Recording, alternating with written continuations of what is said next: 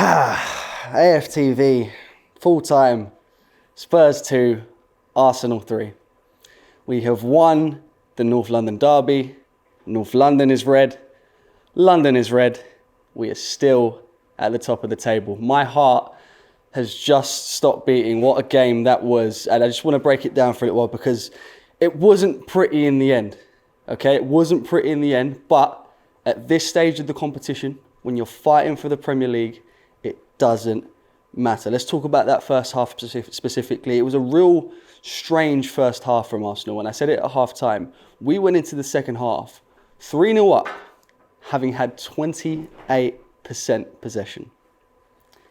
This is music to my ears. We're a team that usually likes to dominate possession, and we've seen that over a majority of the season in terms of us having a majority of the possession in the games. Over the last few games, it's not been the situation. We've had a lot less possession, but we're still getting the results that we need to get in order to stay in this in this Premier League title race, and I'm absolutely over the moon because of that. Let's get into the goals specifically. We start off with that first one. You know, Højbjerg, an own goal from Højbjerg, and obviously Saka getting the assist for that, thankfully. You know, he's not happy with the amount of playing time he's been getting for Tottenham, so he's decided to score some goals for Arsenal. It wasn't a fantastic cross from Bukayo Saka, to be fair, so he got a little bit lucky to have managed to get an assist from that, and that put us 1-0 up. The second goal, my favourite of the three goals. Potentially Tottenham could have had a penalty. They weren't given. There was two in very quick succession, and I think that the right decisions have been made in both scenarios. I don't think either of them are a penalty. I think the initial one on Kulusevski, I believe it was, there is definitely contact, but the fact that it takes him about 5 or 6 seconds to go down to the ground is the reason that doesn't get given. And then I think the second challenge on James Maddison, in no way, shape or form is that a penalty. There should be no complaints about that. And they got their penalty in the end and they scored from that. So, you know, keep quiet, Spurs fans, for now. And then obviously from those two penalties, you had the situation where Partey plays it out to Kai Havertz up in the air. The control from Kai Havertz, fantastic. The ball from Kai Havertz, fantastic. And the goal from Bukayo Saka, cool and composed, fantastic. What more do I need to say about this Bukayo Saka, man?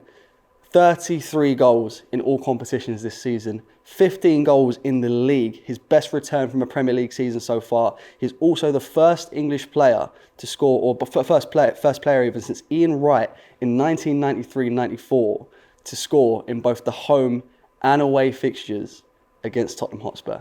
This man is I'm not even calling him star boy anymore, star man, Bukayo Saka. This man is world class, and I think he really started to show that today.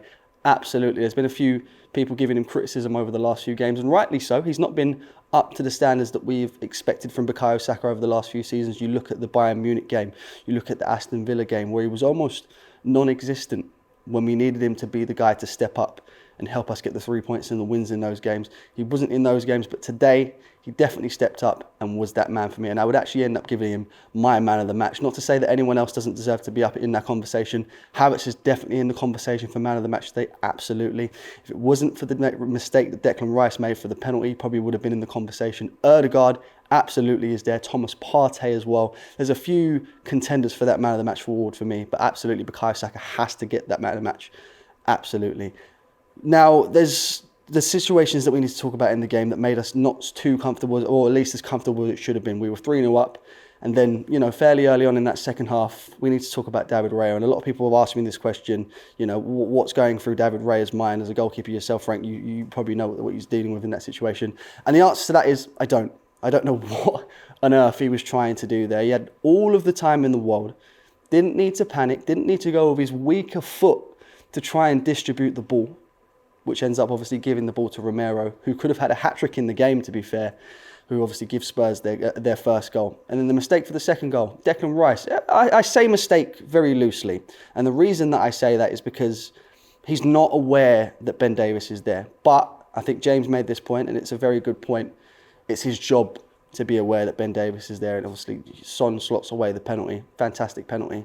And the pressure is on. But Arsenal, we coped with the pressure. It looked shaky at times, and that was probably the longest 15 minutes of my life at the end of that game after they got that second goal to get right back into the game. But they didn't get that equaliser. Arsenal got the job done. We move on. Now, 3 games left of the season. We're hoping and praying that Nottingham Forest can do something against City, whether it's a draw, whether it's a win. It doesn't matter, as long as Manchester City don't win that game, that put us back in pole position for the Premier League trophy. Do I think we can do it? Absolutely. But it's a question of Manchester City dropping points. We've put ourselves in this situation where we've put it back in Manchester City's hands, and ultimately if we don't end up doing it, it's our own fault. And there's nothing we can do about that, absolutely. So we move on. Bournemouth next. I'm always confident that we're going to get a win against Bournemouth. And then we've got 2 big games right at the end of the season. Manchester United away, which is going to be a huge challenge. And then finishing off the season against Everton, who are already confirmed to be safe in the Premier League. We'll see how that goes.